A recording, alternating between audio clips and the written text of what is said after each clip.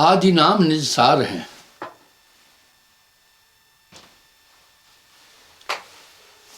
आदि नाम निज सार हैं, बूझ ले सुहंस। अब नाम पर बात करते हैं। नाम की अनंत महिमा है,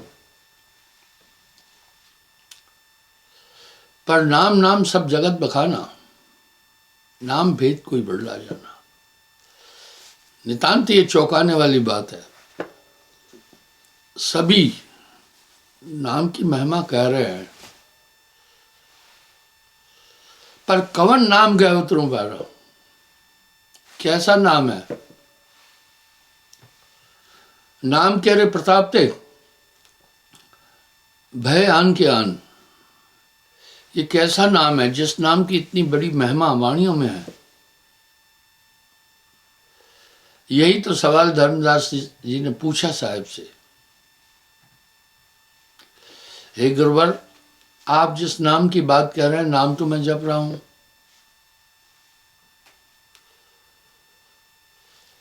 सहस्त्र नाम जो वेद बखाना, वही नाम कुछ है आना। सहस्त्र नाम जो वेद बखाना, वही नाम कुछ है कुछ आना। बोला, हे प्रभु, नाम तो मैं जप भी रहा हूं,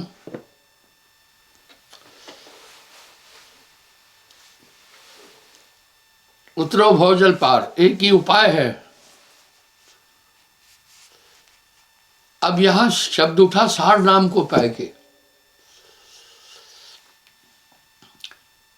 कहीं सार नाम शब्द आ गया तो कहीं मूल नाम आ गया, तो कहीं सत्य शब्द आ गया। यहां साहब धर्मदास जी की शंका का निराकरण कर रहे हैं। कोटि नाम संसार में, एक नहीं,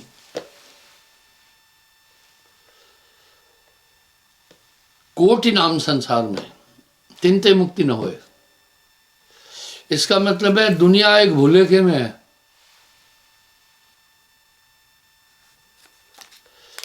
मूल नाम जो गुप्त है, बूझे बड़ला कोई। करोड़ों नाम संसार में, वो नाम नहीं।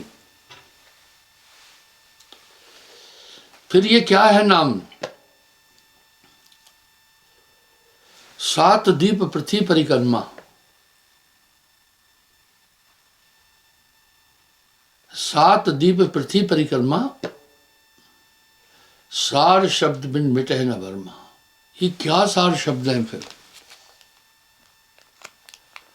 अब यहां साहब कह रहे हैं, साथ में थोड़ा उल्लेख भी कर रहे हैं, इसको समझिएगा थोड़ा।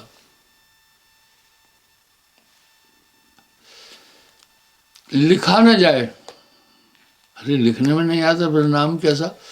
आप हम तो सब जानते हैं भाई, नाम पुकारते हैं।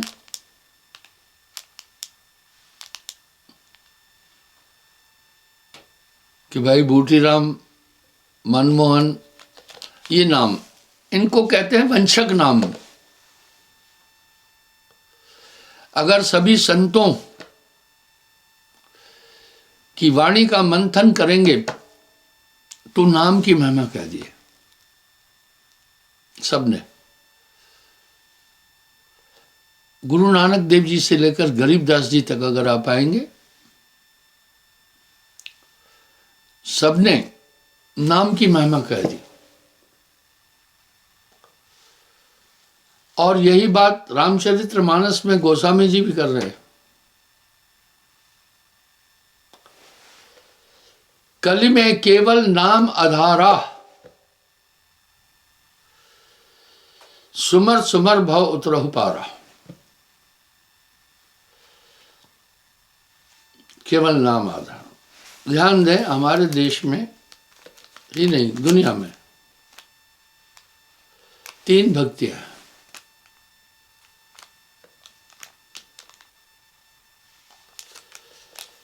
पहली भक्ति है सर्वगुण भक्ति।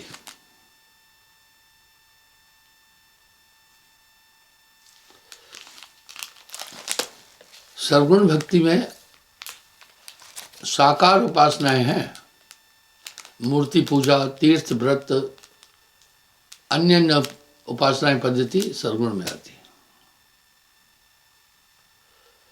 दूसरी है निर्गुण भक्ति, जिसमें साकार पदार्थों को स्वीकार नहीं करते।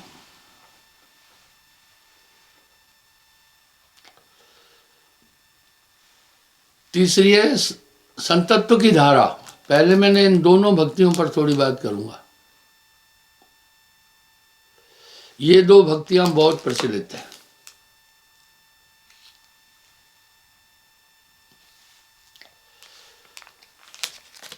संतत्व की धारा पर मैं आगे बात करूंगा। सरगुण निर्गुण भक्ति पूरे विश्व में दो ही भक्ति चलती है, थी दो। निर्गुण भक्ति में निराकार की उपासना है। ये कौन कर रहा है? मुस्लिम भी बेचुना खुदा बोल रहे हैं, ईसाई भी आकाशी पिता बोल रहे हैं, ऋग्वेद में भी निराकार का उल्लेख है।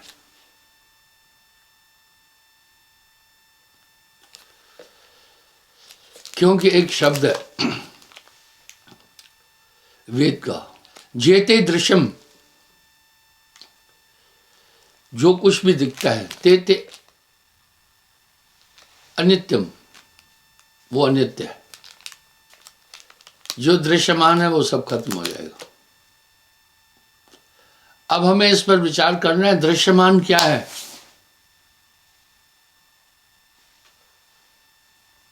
दृश्यमान कहते हैं जो दिखाई देता है। जो दिखाई दे रहा है वो क्या है? अदृश्य क्या है? जो दिखाई दे रहा है वो पंच तत्व है। भाई आप हम सब देख रहे हैं, कहीं इमारतें देख रहे हैं, कहीं रोड देख रहे हैं, कहीं पेड़ पौधे देख रहे हैं, कहीं नदियां देख रहे हैं, कहीं सूरज चांद तारे देख रहे हैं, कहीं बड़ी बड़ी बिल्डिंगें देख रहे हैं, कहीं गाड़ियां देख रहे हैं। दृश्यमान जो दिखाई दे रहे, दो गोचर है। गो कहते हैं इंद्रियों को, चर कहते हैं से अनुभव हो। एक है अगोचर। भक्तियां दो ही थी पहले। अ हमेशा नकारात्मक है। सत्य के आगे अगर अ लगा दिया असत्य हो जाएगा। ऐसे ही अंग्रेजी में UN लगाओ, नकारात्मक है। जैसे सेटिस्फाइड, संतुष्ट है, अनसेटिस्फाइड, नहीं संतुष्ट है। इर भी लगाओ तो नकारात्मक है। जैसे रिस्पॉन्सिबल, अगर आगे IR लगा दिया, इररिस्पॉन्सिबल, तो नकारात्मक है। अगोचर का मतलब है जो इंद्रियों से नहीं दिखे।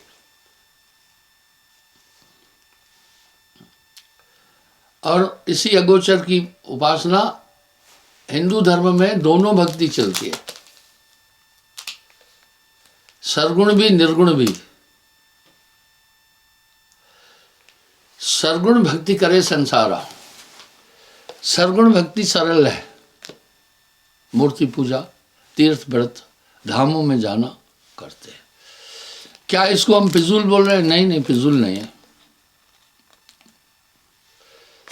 पर कोई आदमी अगर कहे हम नाव में बैठकर आसमान का सफर करेंगे, तो बात ये थोड़ा सा अटपटी लगेगी।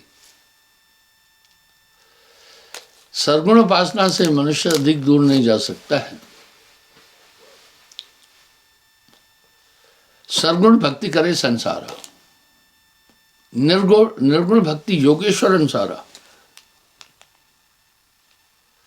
इस तरह निर्गुण में निराकार की उपासना होती है। कुछ लोगों ने कह दिया, वेद भी कह रहा है, जेते दृश्यम, जो भी दिखाई दे रहा है, तेते अदृश्यम, जेते दृश्यम तेते अनित्यम, जो भी दिख रहा है वो अनित्य है। नित्य कहते हैं हमेशा, अनित्य यानी जो हमेशा न रहे। जो हमेशा रहे उसको नित्य कहते हैं, जो कभी नष्ट हो जाता है उसको कहते हैं अनित्य।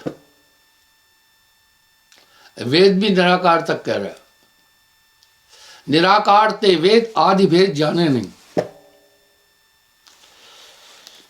अगर आप इतिहास उठाकर देखेंगे तो संतों का हमेशा विरोध हुआ। उन्हें लोगों ने यंत्रणाएं दी, विभत्स यंत्रणाएं दी है।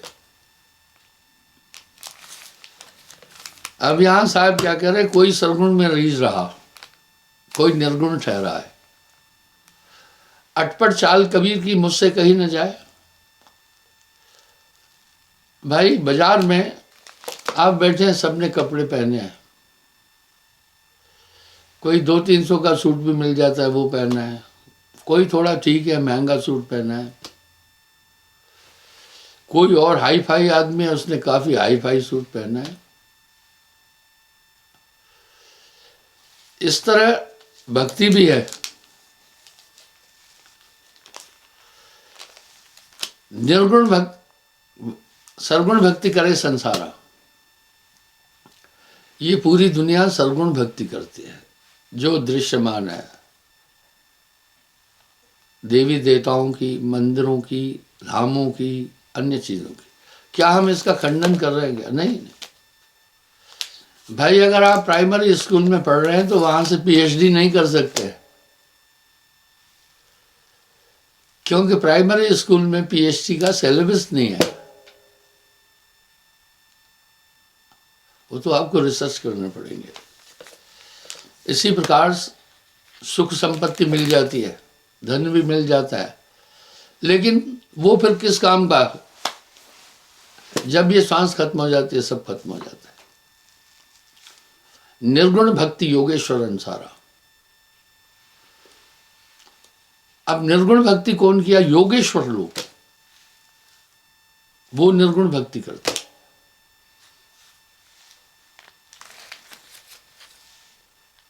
अब योगेश्वर 6 हुए, महान योगेश्वर। पहला शिव जी,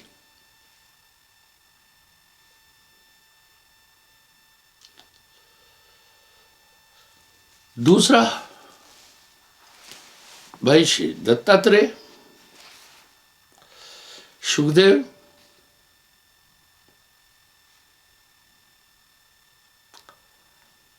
जनक, वासुदेव कृष्ण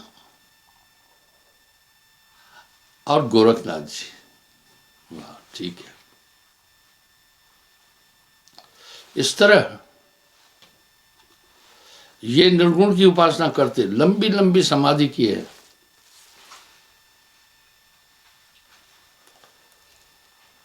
हम देखते हैं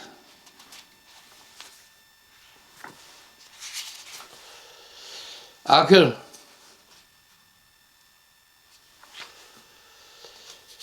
फिर संतों ने क्या बोल दिया है। पहले हम देखते हैं कि निर्गुण भक्ति से मनुष्य कहां पहुंच सकता है।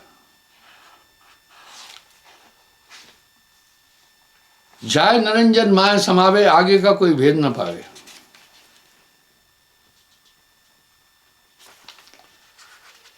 वो जाकर निरंजन तक पहुंचते, आगे का कोई भेद नहीं लेते।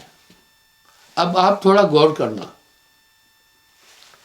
ये प्रसंग मैं कई बार उठाया। पहले तो हमारे पूर्वजों की एक मान्यता थी और सब मानते थे, धरती अपनी जगह है, सूरज घूम रहा है। अभी भी अशिक्षित लोग यही मानते हैं, धरती अपनी जगह है, सूरज घूम रहा है। मैं बड़े लाइव शोध करता हूं। एक बार मैंने सत्संग में पूछा कि भाई जो ये मान रहे हैं धरती घूमती है, सूरज अपनी जगह है, हाथ खड़ा करें। काफी लोगों ने हाथ खड़ा किया। चलो उनमें से कुछ पढ़े लिखे थे। बाद में मैंने कहा जो ये मान रहे हैं सूरज घूमता है, धरती अपनी जगह है, वो हाथ खड़ा करो। आप मानेंगे 10-15% लोगों ने हाथ खड़ा कर दिया। उनको समझाना बड़ा मुश्किल है। चलो यहां आपसे भी पूछता हूं, जो मानते हैं धरती घूम रही है, सूरज अपनी जगह है, वो हाथ खड़ा कर लो।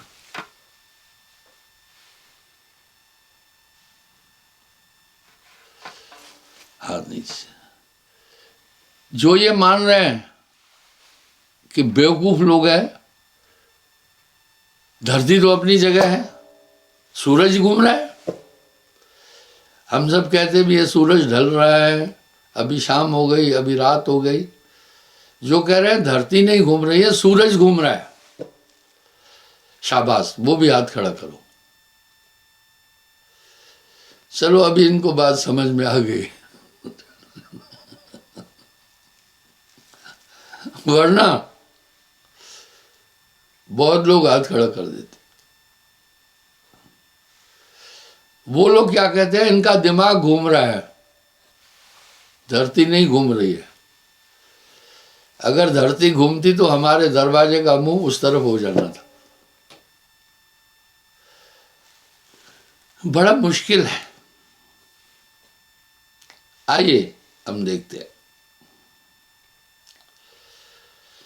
कोई सरगुण में रीझ रहा, कोई निर्गुण ठहरा है, अटपट चाल कबीर की मुंह से कही न जाए।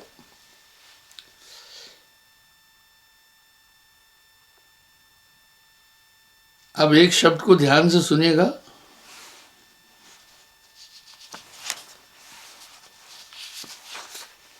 निसंदेह यहां साहब ने निराकरण कर दिया है।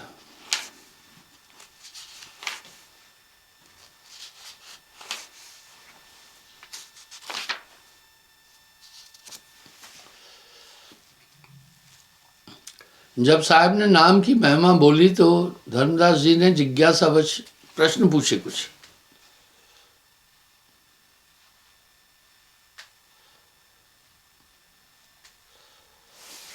वो कह रहे निसंशय पद हैं कहां? बोला मैं तो ग्रंथों का बहुत अध्ययन किया, दान पुण्य भी करता हूं, वेदानुकूल जीवन जीता हूं। आप कह रहे हैं कि नाम के बिना ये सब निरंजन की भक्ति है, नाम के बिना संसार सागर से पार नहीं हो सकते। मैं बचपन से यही भक्ति करता आया, मुझे धन धान सुख मिला। अब आप क्या कह रहे हैं?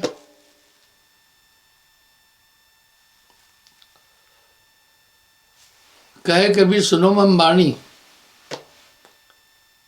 कह रहे मेरी वाणी सुनो, भक्ति सार में कहूं बखानी। मैं तुम्हें भक्ति का सार बताता हूं। आगे भक्त भय भव भारी, कह रहे पहले बहुत भक्त हुए, करी भक्त पर युक्त न धारी।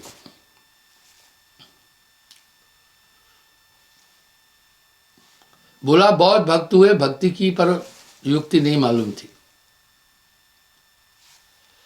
आदि भक्ति शिव योगी केरी, राखी गुप्त न जग में फेरी। 4 युग की समाधि शिव जी कहते हैं, इसलिए उन्हें योगेश्वर भगवान शिव बोलते हैं। योगेश्वर भगवान विष्णु नहीं कहा जाता है।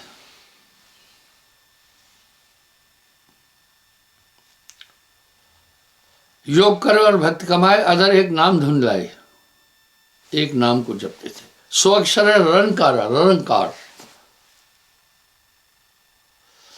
तास से उपजा सकल पसारा। यानी शिव जी निरंकार की उपासना करते हैं। अभी भी काफी आदमी निरंकार की उपासना कर रहे हैं।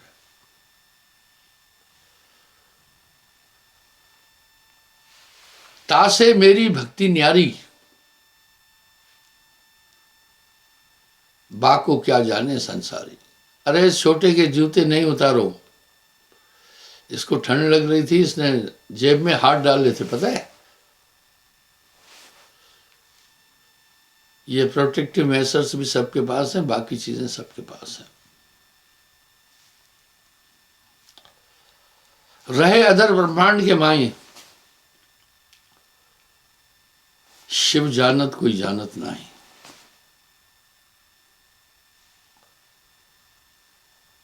अधर ब्रह्मांड में शिव जानते हैं, बाकी कोई नहीं जानता। वो इसलिए योगी, जो भी योगी है शिव जी को आदर्श मानते हैं।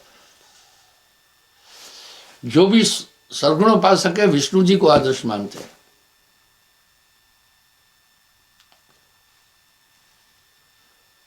जो भी कर्मकांड आदि को मानते हैं वो सब ब्रह्मा और वेद को आदर्श मानते हैं। ये त्रिगुण भक्ति है।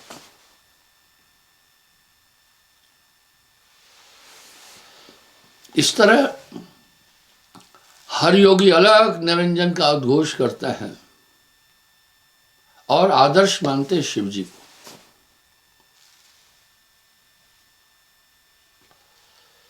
साहब कह रहे अधर ब्रह्मांड के माही, शिव जानत कोई जानत नहीं। तासे मेरी भक्ति न्यारी। अब आप सोचें थोड़ा, आपका विरोध तो होना ही है। संसार उलझा हुआ है, बाकी क्या जाने संसारी। उसको संसारी लोग नहीं जानते।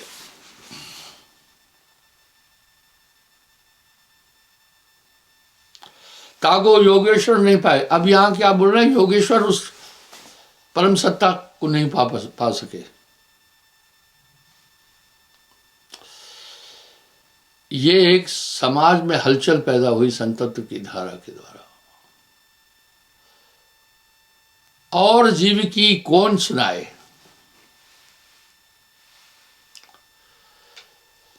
भैया और जीव की क्या बताऊं मैं।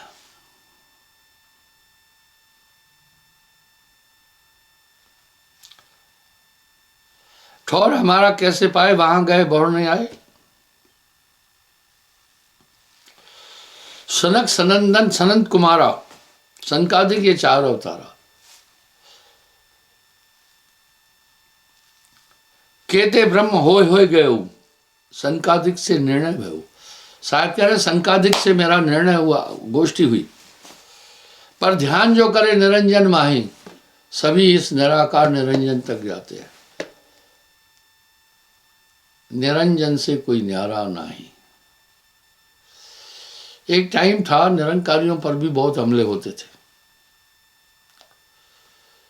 क्योंकि वो सर्वगुण उपासना नहीं कर रहे थे। अब धर्मदास बड़े सख्ते में आ गए। बोला है प्रभु, ये न्यारी भक्ति कहां से लाए हो, आप क्या बोल रहे हैं।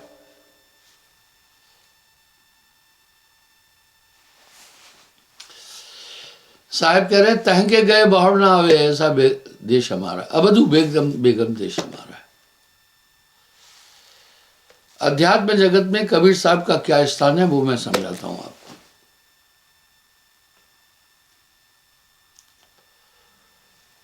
बहुत विशेष।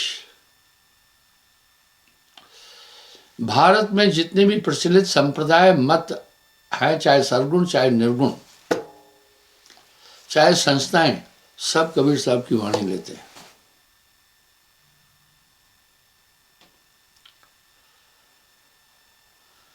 वो सब साहब की वाणी लेते हैं। आप सोचें,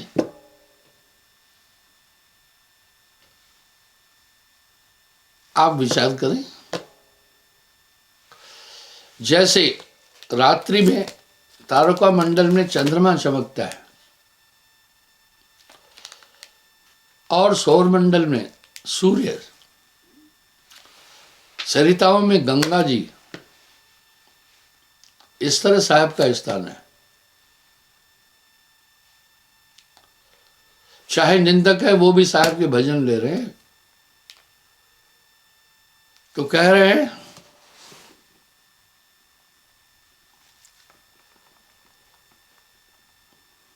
वो सत्ता पुरुष कहो तो पुरुष नहीं है, स्त्री कहो तो स्त्री भी नहीं है। ये तो शरीर की रचना के कारण है। शब्द कहो तो शब्द है नहीं, शब्द होए माया के छाई। जो शब्द है दो बिन होए न अदर आवाजा, देखो आवाज हुई, वो शब्द कहला, वो शब्द नहीं है।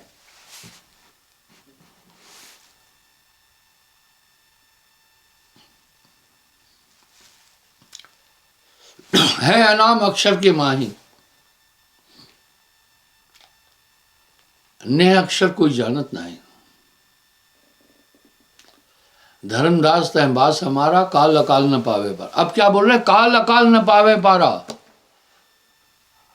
काल अकाल, अकाल भी पार नहीं पाता है उसको। धर्मदास तह बास हमारा। मैं लोगों से अक्सर कुछ बातें करता हूं। आज से 600 साल पहले काशी के नरेश वीर सिंह बघेल, काशी हिंदू धर्म की राजधानी है, जैसे यरूशलेम ईसाइयों की, मक्का मदीना मुसलमानों की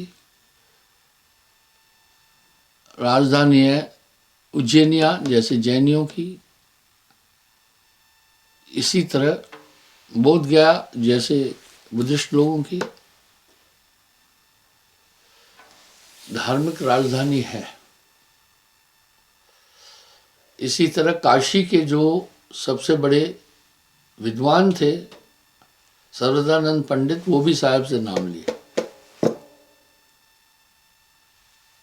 और अवध के नवाब बिजली खान पठान, अवध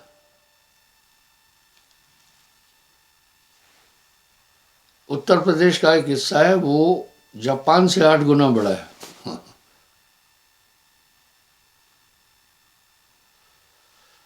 वो भी साहब से नाम लिए थे। ये तो लोग विरोध के लिए एक दूसरे की प्रतिस्पर्धा में निंदा करते ही है, उस तरफ ध्यान न दें।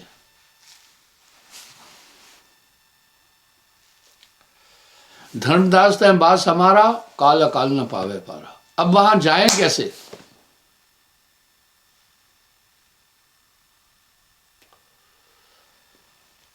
धर्मदास एक सवाल कर रहे हैं, प्रभु जाएं कैसे? भव दरिया है अगम अपारा, कह में उतरू भव निध पारा। साहब एक शब्द कह रहे हैं, बचियो एक उपाय, तुम मात्र एक ही उपाय से पा सकते हो, बच सकते हो, सार नाम पाए के। ये क्या है सार नाम? बोला उसके द्वारा ही आत्मा इस शरीर से छूटेगी, नहीं तो नहीं छूटेगी। सभी संतों ने उस नाम की बहुत बड़ी महिमा बोल दी है।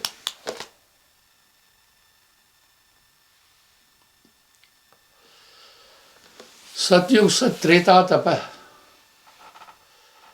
द्वापर पूजा सार, कली में ये सब नाम बने, कली केवल नाम आधार। जिस नाम की बात संतों ने कहा, आगे साहब एक बात में उस नाम की महिमा बोल रहे हैं। लिखा न जाए, लिखा नहीं जा सकता है। पढ़ा न जाए, पढ़ा भी नहीं जा सकता। बिन सदगुरु कोई ना ही पाई, ये एक पूरे गुरु से नाम मिलेगा। वो चैतन्य नाम आपके साथ हमेशा सुरक्षा करेगा। हजारों वाणियों में साहब ने इसकी पुष्टि की। अद्भुत नाम सदा रखवाला, आप अनुभव करते होंगे। नामदान की प्राप्ति के बाद एक सत्ता हमेशा आपकी सुरक्षा कर रही है, आपको गाइड करती चल रही है। आपका भरोसा ऐसा ही नहीं है जीवन के पहलू में कहीं ना कहीं उस नाम की ताकत ने आपको दिखाया है अपना जलवा। अद्भुत नाम सदा रखवाला, वो सत्ता फिर हमेशा आपके साथ रहती है और आपकी सुरक्षा कर रही है और अंदर के पूरे झमेले को समझा देगी।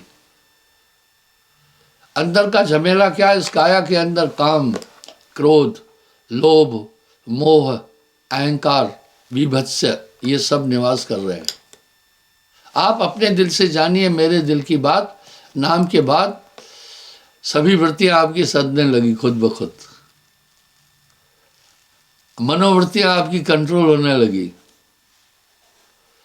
अगर दुनिया के लोगों को देखकर अपनी तरफ झांकोगे तो दुनिया बहुत वहम में आपको डूबी हुई नजर आएगी।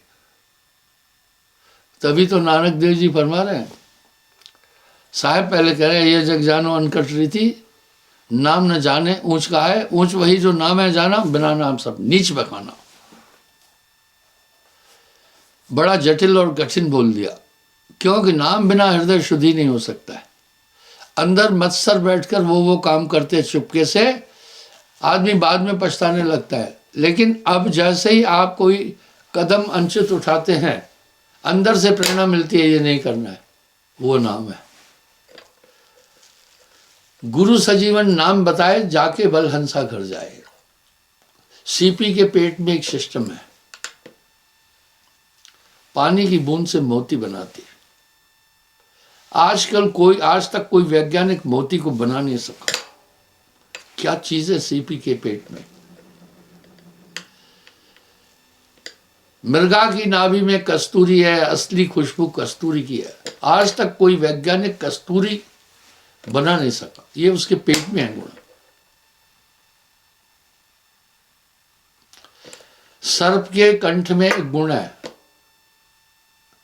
वो विष से मणि बनाता है। मणि बड़ी उपयोगी है, कोई नहीं बना सका।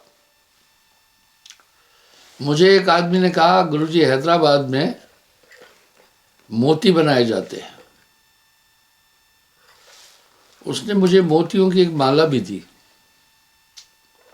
मैंने कहा ये असली मोती नहीं है। बोला ये सीपी के द्वारा ही मोती हुए। मैंने फिर पूछा, मोती तो इतना साफ होता है, क्योंकि सीपी वो पानी की बूंद लेती है मोती बनाने के लिए जिसमें कोई धूल का कण नहीं है। यहाँ वायुमंडल में बरसात होती है तो जैसे थोड़ा पृथ्वी से 200-400 मीटर ऊपर तक बूंद आती है, साफ है। नीचे जब आ जाती है धूल मिल जाती है उसमें, लेकिन समुद्र में धूल नहीं है। इसलिए समुद्र की सीप मोती देती है। वो पानी की बूंद सीप लेती है, उसको मोती की शीशे से भी साफ है। मैंने कहा ये ठीक नहीं है। बोला गुरुजी मोती ये सीप का ही है, लेकिन समुद्र वाली सीप नहीं है, सीप वही है।